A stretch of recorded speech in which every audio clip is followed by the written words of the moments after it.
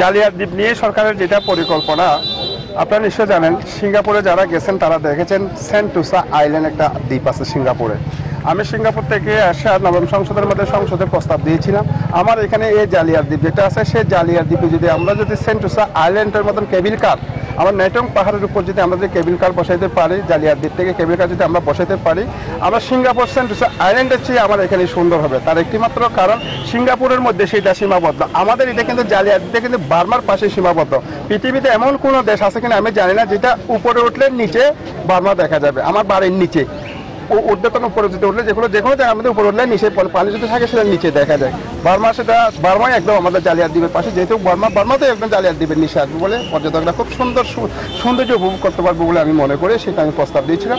আলহামদুলিল্লাহ, আল্লাহ রহমতে মাননীয় প্রধানমন্ত্রী জননেত্রী শেখ হাসিনা সেই প্রস্তাবটা গ্রহণ করেছেন। গ্রহণ করার পরে কিছুদিন আগেও জার্মান থেকে কিছু লোক আসছে, তারা দেখে গেছেন সেটা নেওয়ার জন্য। আমার মনে হয় ইনশাল্লাহ অস্থির হয়ে যাবে বলে দৃঢ় বিশ্বাস।